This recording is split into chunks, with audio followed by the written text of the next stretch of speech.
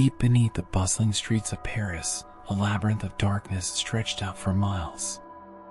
The catacombs, a grim ossuary that held the remains of countless souls, had long been the subject of morbid fascination.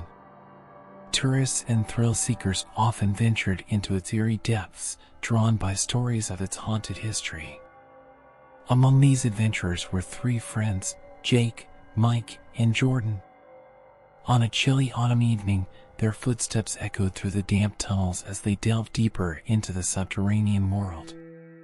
The flickering light of their flashlights painted grotesque shadows on the skeletal remains that lined the narrow passages. The air grew colder with every step, and a feeling of unease settled upon them. Jake, the most daring of the trio, had proposed this expedition in search of adventure and a story to tell. His unruly black hair and fearless spirit made him the natural leader of the group. Mike, a stocky and bearded man with a penchant for the supernatural, had been intrigued by the rumors of a hidden cult within the catacombs. Jordan, the most cautious of the three, reluctantly agreed to accompany them, driven by a mix of curiosity and loyalty to his friends. Hours passed, and they encountered no one else. The oppressive silence was broken only by their hushed conversations and the occasional drip of water. The deeper they ventured, the more they sensed an unsettling presence, as though they were being watched from the shadows. It was Jake who first noticed it, a faint, rhythmic chanting that seemed to resonate from deep within the earth. The trio exchanged nervous glances but pressed on, their determination masking their unease. As they descended even further into the catacombs, they stumbled upon a chamber adorned with eerie symbols and strange, flickering candles. The air was thick with an unsettling energy, and the chanting grew louder, almost deafening. At the center of the room stood a group of cloaked figures, their faces obscured by masks that resembled grotesque demons. In their midst was a grotesque altar adorned with bones and sinister relics. Fear coursed through the veins of Jake, Mike, and Jordan as they realized the true nature of what they had stumbled upon, an underground cult devoted to dark and malevolent forces. Panicking, Jake whispered, "We need to get out of here, now!" But as they turned to flee, their flashlights flickered and went out one by one. The catacombs plunged into utter darkness, and a suffocating silence enveloped them. Panic set in as they fumbled for their light sources, unable to see where they were going. Frantic footsteps echoed through the blackness, and they heard Jake's voice grow distant, shouting for them to follow. Terrified, Mike and Jordan stumbled through the dark, searching for their friend. The chanting of the cultists seemed to surround them, disorienting them further. Hours passed as they blindly navigated the catacombs, calling out for Jake in vain. Finally, they encountered a faint glimmer of light, and their hopes soared. But as they drew closer, they found not Jake but a gruesome tableau, a circle of bones arranged on the ground, with a sinister symbol at its center. Despair washed over them as they realized that Jake had been taken by the cultists, likely sacrificed in some dark ritual. With trembling hands, Mike and Jordan retraced their steps, guided only by the faint echoes of the chanting cultists that still haunted the tunnels. Eventually, they stumbled back into the dimly lit catacomb tunnels, emerging into the chill of the Paris night. The authorities were alerted, but despite extensive searches, Jake was never found. It was as if he had vanished without a trace, leaving Mike and Jordan with the horrifying knowledge that they had narrowly escaped a fate worse than death. To this day, the catacombs of Paris remain a place of both curiosity and dread, their depths concealing secrets and horrors that the living were never meant to discover. And the fate of Jake serves as a chilling reminder of the malevolent forces that lurk beneath the surface of the world, waiting for those daring enough to seek them out.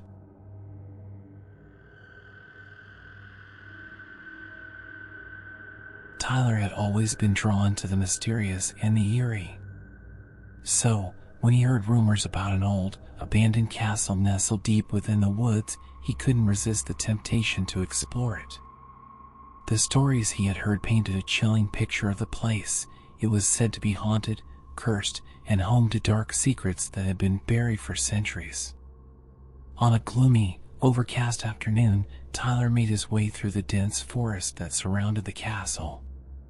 The trees seemed to close in on him, their twisted branches forming gnarled fingers that pointed toward the ominous structure. As he approached, the castle emerged from the mist like a shadowy sentinel guarding its secrets. The castle was a crumbling relic of a bygone era, its once majestic towers now reduced to decaying stone. Ivy snaked its way up the walls, and the windows were shattered, allowing the elements to invade the interior. Tyler pushed open the creaking, iron-studded doors, and the air inside was heavy with the scent of dampness and decay. His footsteps echoed in the grand entrance hall as he ventured deeper into the castle. The floor was littered with debris, and the walls were adorned with faded tapestries depicting scenes from a forgotten history.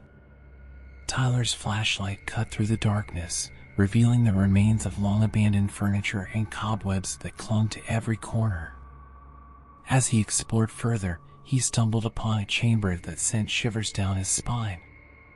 In the dim light, he saw a pile of bones in one corner. Human bones. A chill ran down his spine, and he couldn't help but wonder who they once belonged to and what had transpired within these walls. Continuing his exploration, Tyler entered what appeared to be a library. Dusty tomes lined the shelves, their pages filled with indecipherable text.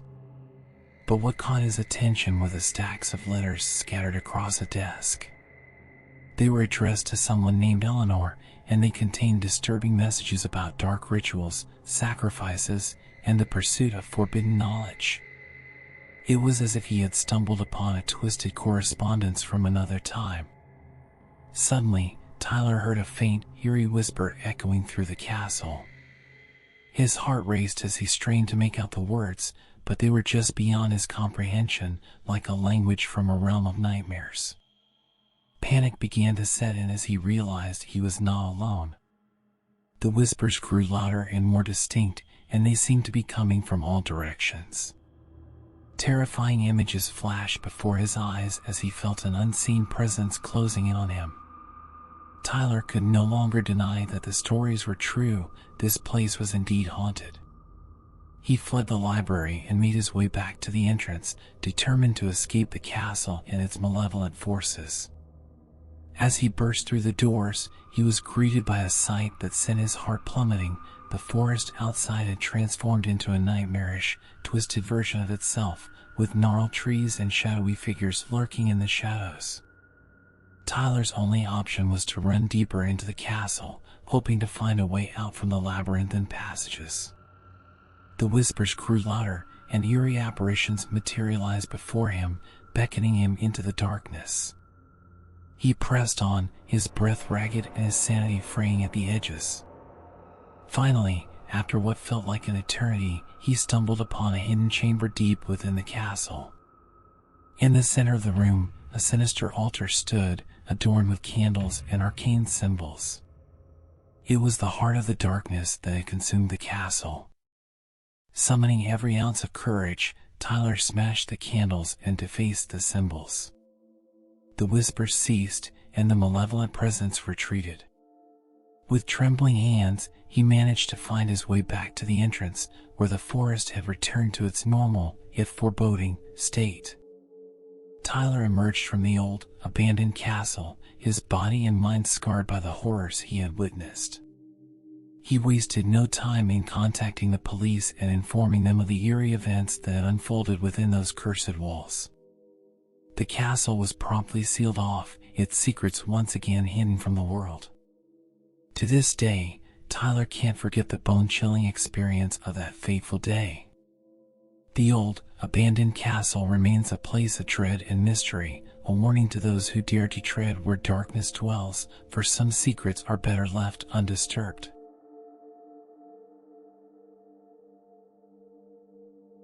The sun hung low on the horizon, casting long shadows that stretched across the desolate parking lot of the abandoned St. Mary's Hospital.